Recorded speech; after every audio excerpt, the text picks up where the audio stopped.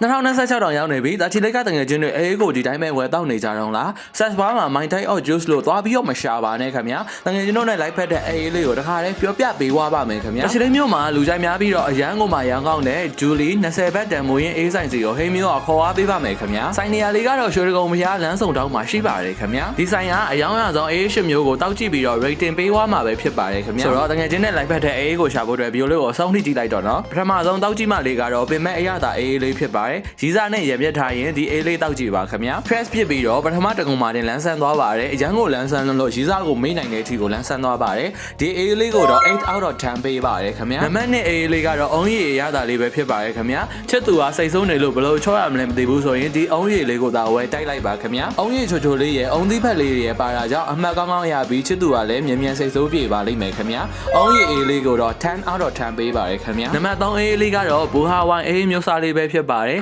ရီးစားနဲ့ဒိတ်တဲ့အခါအတူတူဝယ်တောက်တဲ့အေးလေးပဲဖြစ်ပါတယ်ခင်ဗျာသူ့ရဲ့ရတာက2ယောက်ထက်ကပါတိစောင်းနိုင်တဲ့အထိလန်းဆန်းစေပါတယ်ခင်ဗျာကျွန်တော်ကတော့ရေးစားမရှိလို့သူ့ကိုတော့7 out of 10ပဲပေးပါမယ်နံပါတ်4အေးလေးကတော့မိုင်လိုရတာအေးလေးပဲဖြစ်ပါတယ်ချုံမိန်နဲ့အရသာကိုမကန်စားဘူးတဲ့2000 FA တွေတောက်3သင်းနဲ့အေးလေးပဲဖြစ်ပါတယ်ခင်ဗျာသူ့ကိုတော့9 out of 10ပေးပါတယ်ခင်ဗျာနံပါတ်5အေးလေးကတော့ပိန်းခုရတာလေးပဲဖြစ်ပါတယ်အမြဲညင်းခံရပြီးတော့အမြဲနွားကြနေတဲ့သူဆိုလို့ရှင်တော်ဒါလေးကိုတောက်တင်ပါတယ်ခင်ဗျာသူ့ကိုတော့8 out of 10ပေးပါတယ်ခင်ဗျာနံပါတ်6အေးလေးကတော့မဲတီးရတာလေးပဲဖြစ်ပါတယ်လူတယောက်ကိုတစ်ဖက်သက်ချစ်နေရတယ်ဆိုရင်သူကလည်းပြန်မချစ်နိုင်ဘူးဆိုရင်မဲတီးလေးကိုရွေးချယ်တောက်သုံးဖို့အကြံပေးပါတယ်ခင်ဗျာသူ့ကိုတော့9 out of 10ပေးပါတယ်နံပါတ်7အေးလေးကတော့သိခွာရတာလေးပဲဖြစ်ပါတယ်ရီးစားကလေနဲ့နှစ်ဖက်နင်းနေရဆိုရင်ဒီအေးလေးကိုတောက်တင်ပါတယ်ခင်ဗျာနှစ်ဖက်ခွာပြီးနင်းခံနေရတာကိုအမြန်ပြတ်သွားအောင်ဓာတ်ရိုက်တက်ဆင်လုပ်တဲ့သဘောမျိုးပါပြတ်မှာတော့ကိုနဲ့ပါသူ့ကိုတော့8 out of 10ပေးပါတယ်ခင်ဗျာနံပါတ်8အေးလေးကတော့စားငံတီအရသာအေးလေးပဲဖြစ်ပါတယ်ဘဲကြီးစော်ကြီးအားလုံးကြည့်ကျင်တယ်ဆိုရင်တော့စားငံတီလေးကိုတောက်ဖို့အကြံပေးပါတယ်ခင်ဗျာ